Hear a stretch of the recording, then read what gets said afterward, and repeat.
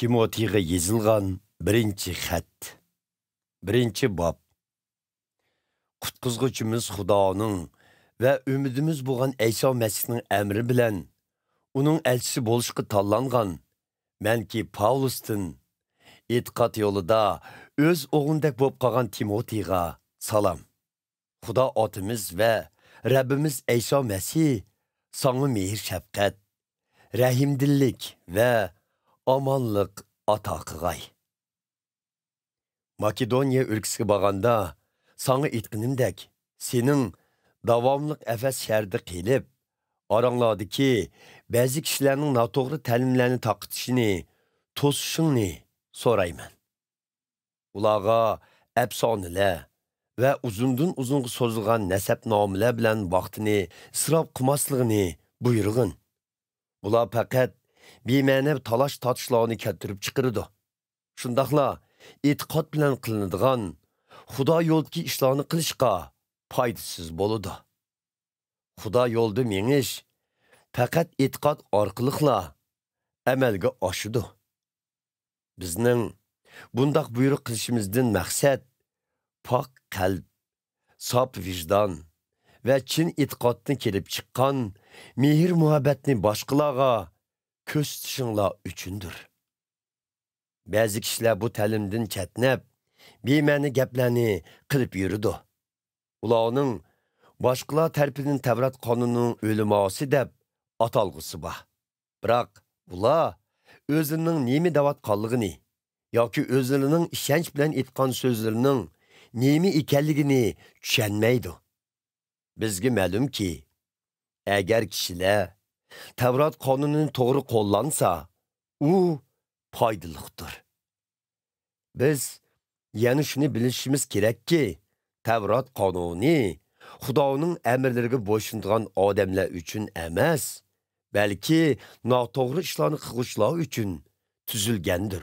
Ya'ni qonunga xiloflik qiluvchilar, bo'yni qattiqlar, Xudo yo'lda ma'murlar, gunohkorlar, Xudoga beparvolik qiluvchilar, Xudoni masxir qiluvchilar, ota-onasini yoki boshqalarni o'ltirgan qotillar, zinaxo'rlar, o'xshash jinsdagi buzuqlar, qul savdogarlari, yolg'onchilar, qasamxo'rlar va boshqa qilmishlar bilan to'g'ri ta'limlarga xiloflik qilgan kishilar uchun tuzilgandir.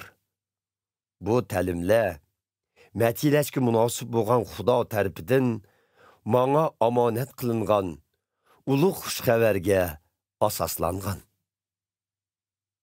Menga kuch-qudrat bergan Rabbimiz Ayso Masihga shukr aytaman. Chunki u meni ishonchli deb qarab, o'z xizmatiga tayinladi.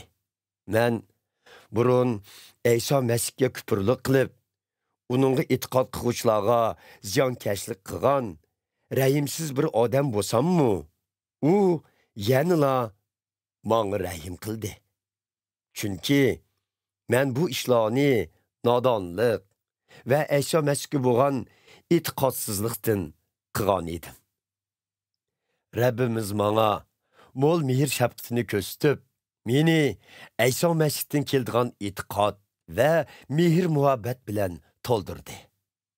Ayso Masih gunohkorlarni qutqizish uchun dunyoga keldi degan bu so'z haqdir va uni qabul qilishga butunlay arziydi. Men gunohkorlar ichidagi eng uchiga chiqqan gunohkor bo'laman. Lekin Ayso Masih menga rahim shafqat qildi. Buningdan maqsad u o'zining mendek uchiga chiqqan bir gunohkorga cheksiz sabr taqat ko'rsatishi orqali boshqalarga ulgu qoldirishdir. Ya'ni bu keyin o'ziga e'tiqod qilib, mangulik hayotga erishadiganlarga berilgan ulgudir. Barliq hurmat va shon sharaf Xudoga abadil abad mansubdir. U mangulik podshoh, ya'ni o'lmaydigan va ko'z bilan ko'rgili bo'lmaydigan birdan bir Xudodir. Amin. Ey o'g'lim Timoti, burun sen to'g'riliq etilgan vahiyalarga asosan bu buyruqlarni sana topshiraman. Bu vahiyalarni qo'ral qilsang, Rabbimiz uchun ulug' kurashlarni qila olaysan. E'tiqodda va pok vijdoningda ching tur.